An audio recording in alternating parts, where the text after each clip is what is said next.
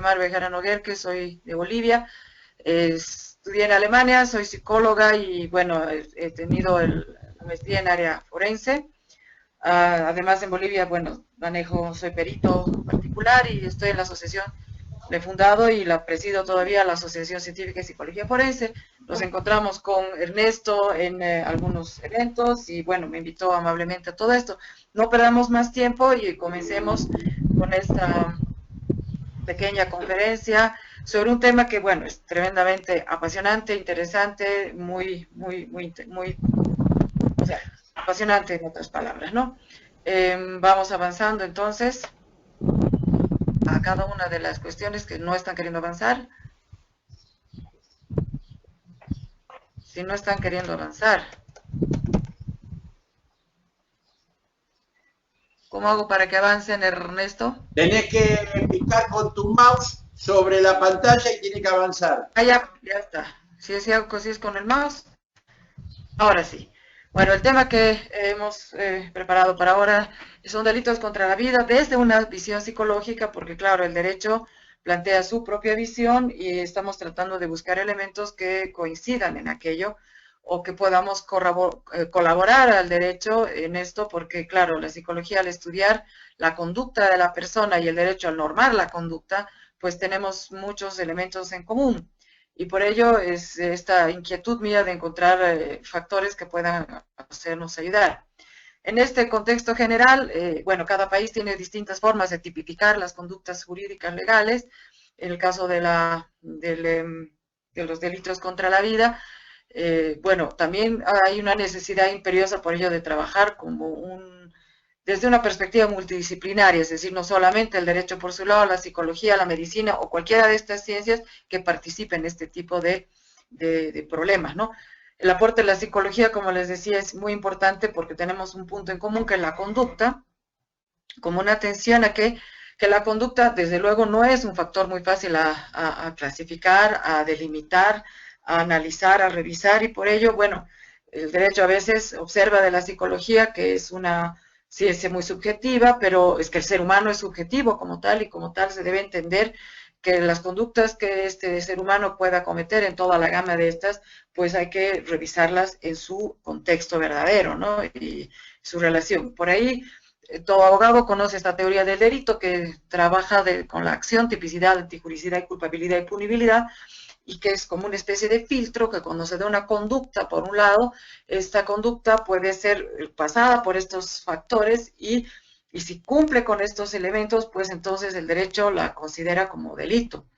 Si estamos hablando de la tipicidad, de la descripción del delito como tal, la antijuricidad es que ese hecho, esa conducta esté hecha en contra de lo justo, de lo jurídico, de lo que el país acepta como algo correcto.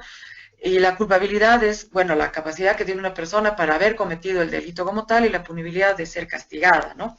Entonces, ¿dónde como tal? En la tipicidad, que es en el momento en que uno pues va a describir el delito como tal, y en la culpabilidad, que si uno va a encontrar si la persona ha tenido la capacidad mental, afectiva, emocional, psicológica, de haber cometido el hecho en el momento del hecho como tal. Adicionalmente a estos factores se une el elemento que para el delito es muy importante, la división entre doloso y culposo. Eso quiere decir si hay o no hay coincidencia entre lo que el autor hizo y lo que quiso hacer. Es decir, ese querer que el derecho nos plantea o le plantea a la persona al momento de analizar su delito, si hay una coincidencia o no hay una coincidencia en esto, si la persona quiso, si realmente tuvo una intencionalidad. Y de ahí es importante que en algún momento podamos también ver factores de la premeditación, porque son tremendamente ligados a esto, porque no es fácil decir que una persona haya premeditado un delito como tal, lo tenemos que revisar con mucho mayor, digamos, cuidado. Y ahí entra la psicología con teorías interesantes como es la de Reinhard Lemp, una teoría alemana del trepando del escape hacia adelante y otra de un estadounidense que es trepando a la colina.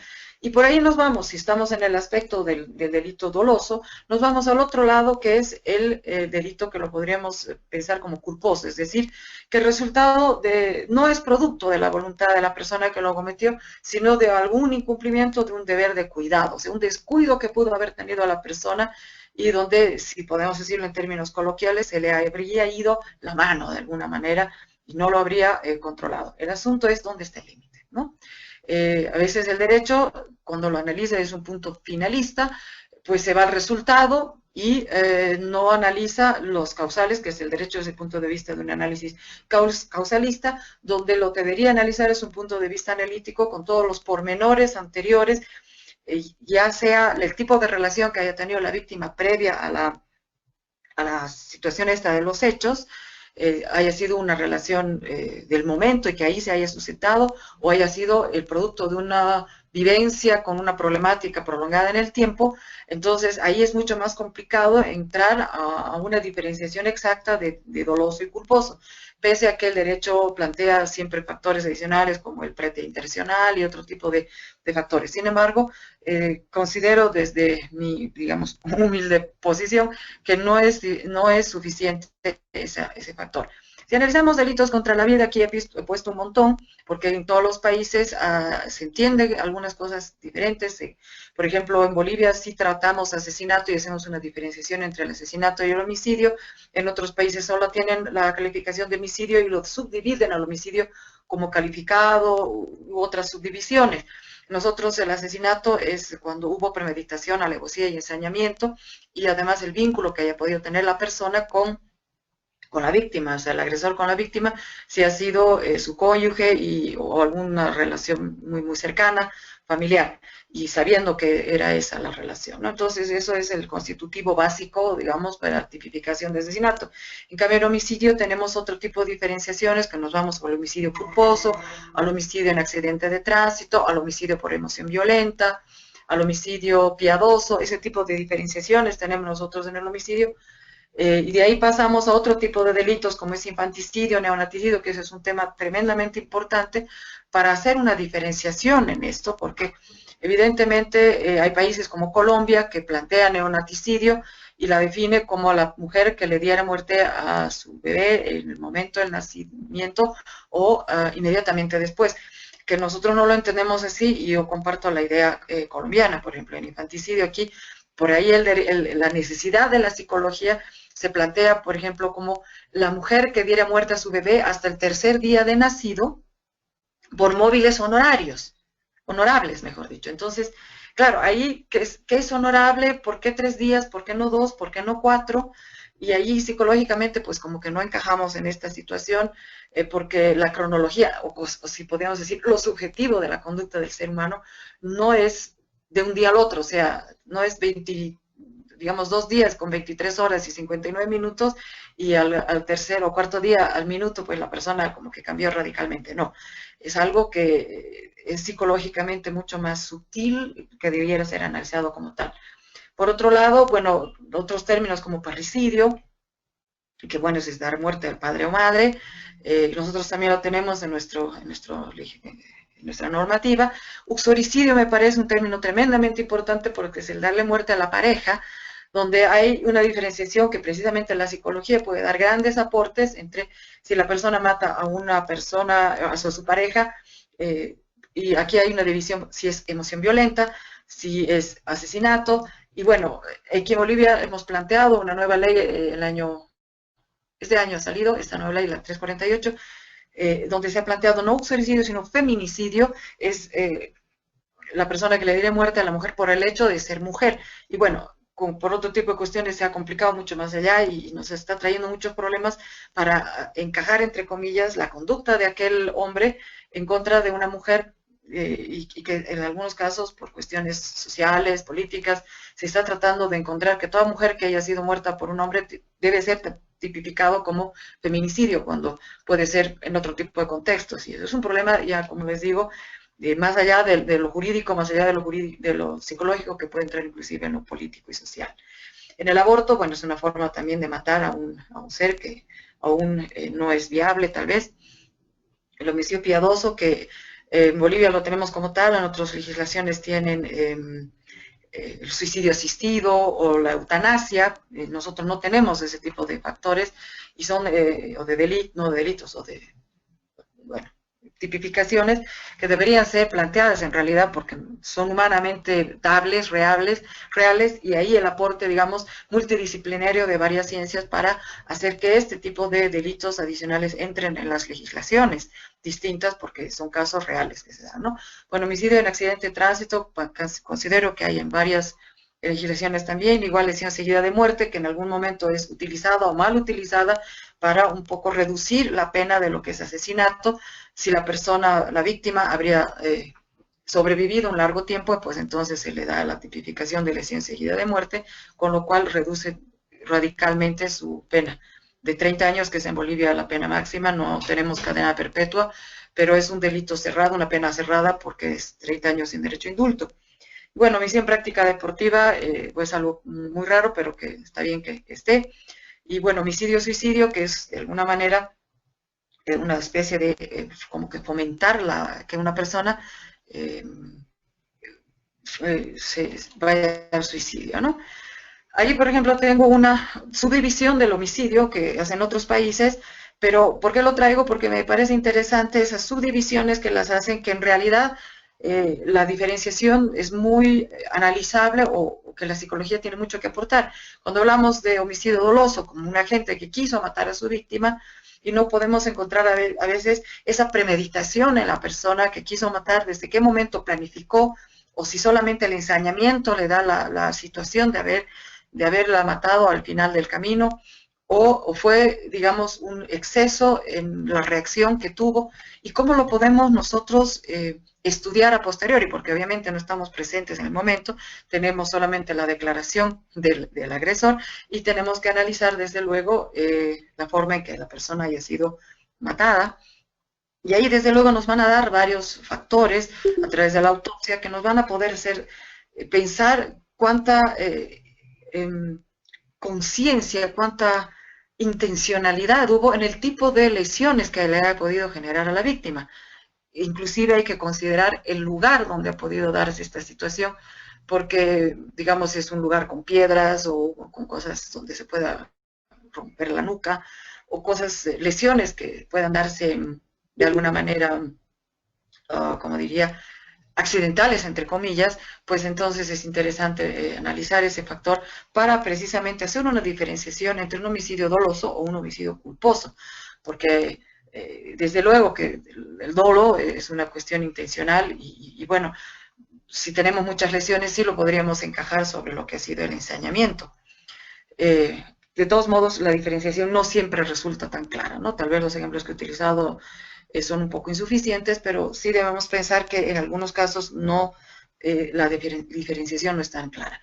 Por otro lado, tenemos el homicidio preterintencional, que quiso solo lastimar, pero en realidad, como se dice vulgarmente, se le fue la mano y llegó a matar. Entonces, ese está entre el dolo y la culpa, pero ¿cómo comprobamos? Porque solo tenemos el discurso del agresor en el final del camino, que en realidad su intención solamente fue lastimar, o en algunos casos, como se dijo, controlar a la víctima, cuando se trata de un homicidio donde hubo otro, o un asesinato donde hubo otro delito de por medio, por ejemplo, el robo. Ese es el agresor que roba, pues solamente quiere controlar a la víctima, y la víctima termina defendiéndose, y en esa defensa que no planificó tal vez el agresor, pues termina matándola a la víctima. No quiso matarla, pero la mató porque se defendió. Ahora, eso no quiere decir que la víctima tenga la culpa, pero es de todos modos psicológicamente un elemento a tomar en consideración. Y por otro lado, el homicidio simple, que es matar sin los agravantes de culposo, sin voluntad o imprudencia, y están, que es lo que simplemente en Bolivia se pone como homicidio, y en otros países asesinato es en Bolivia, en otros países el homicidio calificado, que son con los agravantes de la premeditación, alevosía, ventaja, traición y otros factores que otros países lo diferencian con mejor exactitud que lo que la ley en Bolivia lo está haciendo, pero en su momento cuando se da también se lo menciona, desde luego, ¿no? Aquí, por ejemplo, tenemos la cuestión del asesinato, que consiste en matar a una persona concurriendo ciertas circunstancias tales como alevosía, precio, recompensa, que es un elemento así que también está en Bolivia, una promesa remuneratoria, por ejemplo, cuando uno es sicario, cuando hay un ensañamiento, cuando escala y hace sufrir a la víctima más de la cuenta, más de lo que debiera, que no simplemente un sicario, por ejemplo, lo mata y el tiro puede ser rápido si es que actúa con una pistola en la nuca, porque el objetivo es simplemente matarla, pero en el ensañamiento hay una cuestión normalmente emocional por detrás, porque escala la forma de matar, y aumentando por eso deliberadamente, inhumanamente el dolor del ofendido.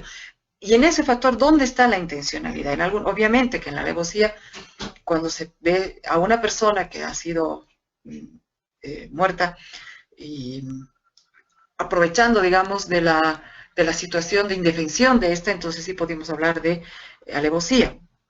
Entonces ahí tenemos que ver que hay diferentes formas de intencionalidad que tenemos y que hay que tomar en consideración para que esto se pueda hacer, o sea, para que la ley en realidad sea aplicada de mejor manera. Aquí como ejemplo les pongo que en Bolivia el 252 del Código Penal, así está tipificada nuestra ley en lo que es asesinato, recibe de 30 años de sanción, como si es que sus descendientes, cónyuge, conviviente, por motivos fútiles, eso se aumenta también, bajos, alevosía, ensañamiento, virtud de precio, medio de sustancias venenosas para facilitar, consumar u ocultar otro delito. Entonces, esta es nuestra forma de tipificar por el momento nuestro asesinato, y como ven, de cómo podemos, aquí hay palabras psicológicas, como decir motivos fútiles, ¿qué es un motivo? ¿Cómo podemos comprobar que la persona tuvo un motivo y en qué grado fue este motivo? Igual que la alevosía o el elemento cognitivo que entra, el hecho de facilitar, consumar u ocultar otro delito, ¿no? Y desde luego, sin ir más lejos, el por medio de sustancias venenosas, porque desde luego la persona ha ido paulatinamente, alternativamente o de un solo golpe, como se da en muchos casos de mujeres que matan a sus maridos, o que paulatinamente les vienen a dar sustancias tóxicas como raticida, pero se las dan muy en pequeñas cantidades y los van matando de a poco, ¿no? Entonces ahí realmente es una cuestión terrible donde media un elemento cognitivo permanente, salvo que se pueda comprobar más adelante una enfermedad mental en esta persona, ¿no? Pero etcétera. Aquí están clasificadas las cuestiones definidas, que es la alevosía, que es una agresión sin riesgo para el autor, porque evidentemente está utilizando de la indefensión de la víctima, el precio de recompensa, que es porque evidentemente va a recibir algo a cambio, lo cual, bueno, es lo que podría ser un sicario, y el ensañamiento, que es un aumento deliberado de la forma inhumana de hacer daño y de proceder con ello con la víctima, ¿no?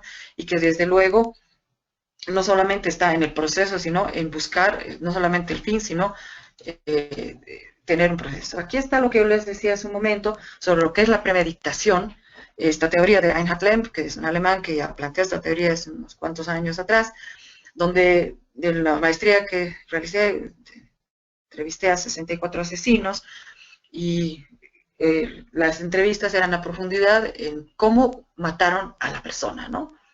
Y claro, esto se comprobó, se pudo observar la misma teoría de Lemp, en el sentido de que en la mayoría de las personas se juegan estos dos factores, el grado de escalamiento que ustedes ven en el eje vertical y el tiempo que ustedes ven en el eje horizontal, y si lo vamos a ver, digamos, globalmente planteado en este diagrama, es que una relación de una persona cuando ya está entrando en la fase violenta que va a terminar con la vida, donde se va a dar un hecho violento, empieza a escalar el grado de violencia en el tiempo, que puede ser de diferentes intensidades según la tolerancia a la frustración o el control de impulsos que tenga la persona y el tipo de relación también que tenga con la víctima, entre ellos dos. Y bueno, se da en un momento un golpe, que es esa primera rayita que está ahí puesta. Un golpe, un insulto, un cuchillazo, un algo que produce en las personas una especie de atención, una especie de alto mínimo en segundos, así como milésimas de segundo, donde se le cruza al agresor un enfrentamiento consigo mismo y dice, ¿qué estoy haciendo? Esto no coincide conmigo, esto no va. Pero por eso se llama escape hacia adelante, porque normalmente las personas cuando se escapan se van hacia atrás, corren para atrás. En este caso, metafóricamente, se habla que se van hacia adelante porque ese impulso, ese momento de desconexión al dar un golpe fuerte, algo fuerte a la persona, pues hace que se continúe hacia adelante y no haya freno hasta que no haya acabado el acto. Y eso se ve muchos, todos los individuos que yo entrevisté en aquella vez, pues estaban tipificados con sentencia ejecutoriada por asesinato, entonces se había planteado todos los factores que nosotros conocemos en ello, ¿no? Esto no vale, digamos, para homicidio. En forma paralela, esta teoría de trepando la colina también habla de lo que es premeditación. Aquí tenemos dibujada una colina y simplemente hay como una casita, una iglesia en el medio, pero podemos imaginarnos que metafóricamente una persona está al pie de la colina y quiere llegar a la meta, a la cima, y ve las cosas que hay entre medio y cómo puede sortear esas dificultades hasta llegar a su meta, ¿no? Y claro, es lo que planifica, por ejemplo, una persona que va a robar o tal vez una persona que va a violar, planifica hasta llegar a su meta, que puede ser el objeto que va a robar o tener la satisfacción después de la violación. Pero lo que no planifica es precisamente lo que cuando está en esa meta, que es ahí arriba, metafóricamente hablando, pueden haber contratiempos, pueden haber cosas inesperadas, y entonces eso hace que la persona improvise. Entonces, y el derecho a veces fácilmente lo lleva como una premeditación, y lo que ha premeditado es el robo, la violación, si se puede, pero no necesariamente ha premeditado la muerte de la víctima, ¿no? Entonces, esta teoría tan interesante nos muestra que hay que desmenuzar, hay que diferenciar esta conducta de matar a una persona con este tipo de factores y otros más. Factores que además incluyen son desde luego el grupo, ¿no? En delitos donde hay varias personas inmiscuidas, el rol de las personas es muy importante porque si alguien se desanima, la otra la anima y así se van alternando este tipo de cosas. El alcohol es un desinhibidor en un inicio, desde luego que el alcohol es un depresor, pero en un inicio es bastante fuerte. En Bolivia tenemos demasiados casos bajo la influencia del alcohol como un desinhibidor, como algo que a la persona le retira el freno inhibitorio, que lo tiene de forma absolutamente consciente. Desde luego que hay que analizar también las emociones que se juegan en eso, no como un sentido de exoneración o reducción de la pena de la persona, ninguno de estos factores, sino como un elemento o elementos que se los debe tomar en consideración para dar una justa sentencia al imputado, ¿no?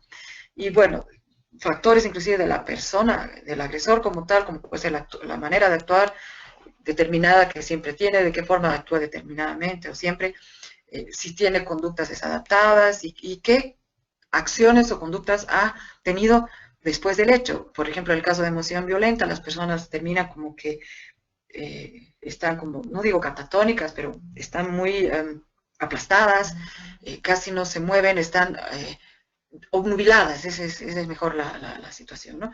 Entonces, uno de los factores para poder pensar en que la tipificación de esa conducta ha sido por emoción violenta es precisamente cuando la conducta del agresor ha terminado así, obnubilado, ¿no? El mismo sorprendido de su acto y sin fuerzas para nada. Algunos inclusive se van a entregar a la policía. ¿Qué cuestionamientos entonces se vienen con este tipo de cuestiones, ¿no? ¿Será bueno diferenciar cada caso de forma individual dentro de la calificación general? Pregunto, porque la ley siempre dice que la ley es igual para todos, ¿no? Entonces, la psicología plantea que sin violar ese precepto de la justicia que dice que todos somos iguales ante la ley, tenemos que hacer una diferenciación en casos particulares, en todos los casos, porque cada persona es única, no hay dos personas que sean exactamente iguales, y menos aún si es que vamos a ver entre la interrelación de estas dos personas. Por otro lado, el tiempo que pueda valer una tipificación vale un tiempo determinado, no son absolutas en el tiempo. Vemos, por ejemplo, que hace muchos años la homosexualidad era un delito y, gracias a Dios, bueno, porque se ha entendido que eso no es una enfermedad, pues se la ha sacado de un delito, de ser un delito. El rol de la cultura y la sociedad, o sea, en Bolivia, por ejemplo, tenemos dos justicias que funcionan paralelamente. La justicia, digamos, ordinaria, que como la conocemos todos nosotros, y también la justicia comunitaria, que son de las poblaciones indígenas y funcionan en forma paralela en nuestro país. Es un problema, ¿no? Muy complejo para ello.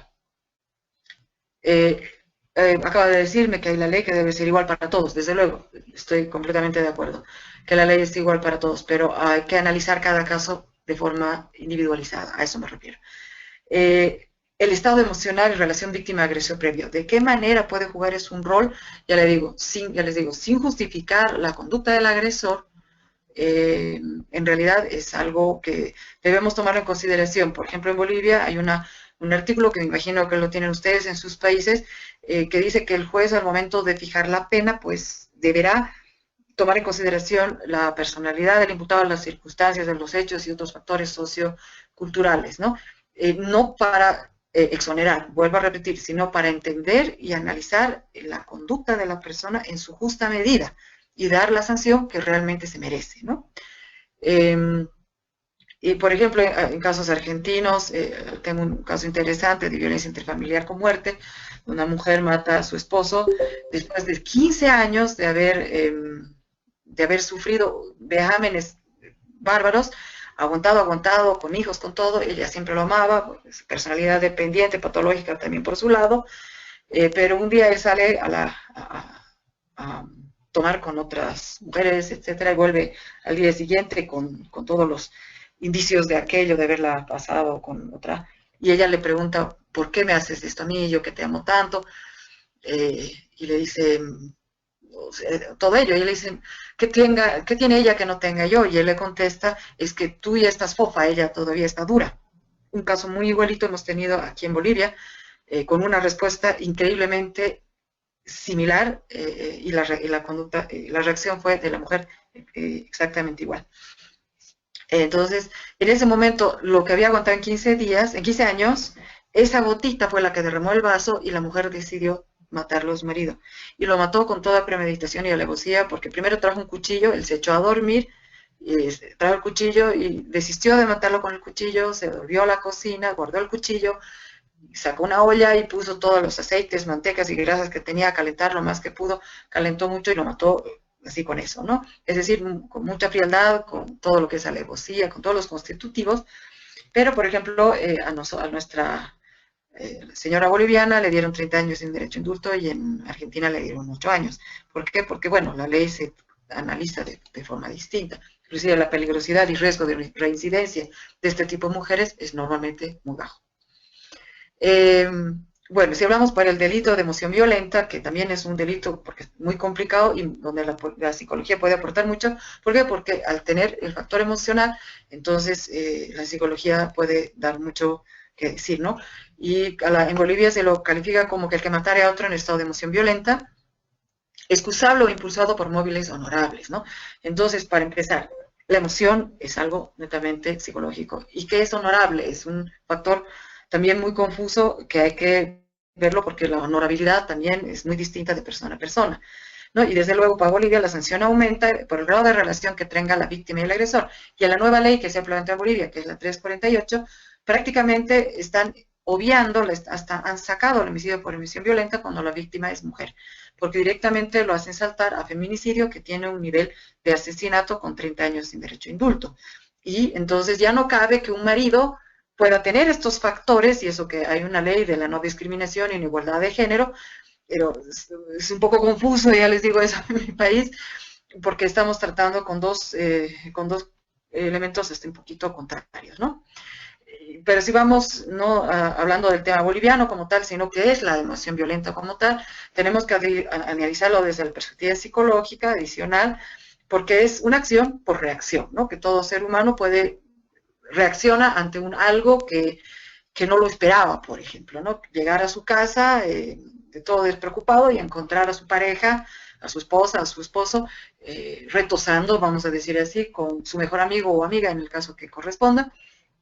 Y bueno, a esa sorpresa pues pueden haber reacciones múltiples según el tipo de personalidad también que tenga la persona, ¿no? Entonces ahí se analiza que podría ser una confrontación de la imagen de sí mismo vulnerado, porque la persona dice, yo no me merezco esto, o sea, no es que lo dice, lo piensa en segundos, y bueno, normalmente que la psicología plantea esto como una injuria narcisista porque no se merece una cuestión así, y bueno, reacciona o puede reaccionar de una forma violenta, de una forma emocional, desproporcionada inclusive, y con finales fatales, ¿no? Y ahí la psicología o el derecho también plantea tres elementos adicionales básicos, que es la representación mental súbita de una situación disvaliosa. Es decir, esto súbitamente y yo no lo puedo elaborar, no lo puedo entender, entonces reacciono, ¿no?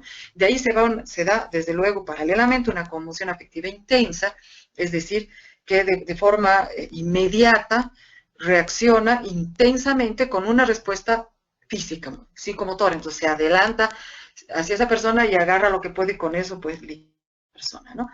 ¿Qué es lo que podemos encontrar en eso psicológicamente? Si lo unimos al DSM-4, bueno, pero se está manejando el DSM-5, pero con muchos reparos y observaciones a partir de lo que es la aplicación en forense, lo que se llama trastorno mental transitorio o el trastorno explosivo intermitente. Con esos dos factores se ha estado trabajando emoción violenta para entender un poco la conducta de la persona y poder descifrarla y analizarla si ha podido ser, si tiene un trastorno de personalidad de base ya no puede darse un trastorno mental eh, transitorio o un trastorno explosivo intermitente porque ya no, ya está actuando en base a su trastorno y no en base al trastorno explosivo intermitente. Tampoco la persona debe haber estado en estado de ebriedad o haber actuado en base a cualquiera de las drogas. Y bueno, de haber tenido a lo largo de su vida algunas situaciones en las cuales ha sobre reaccionado, aunque no necesariamente habiendo matado a alguien, pero una sobre reacción que nos haya dejado confusos, ¿no?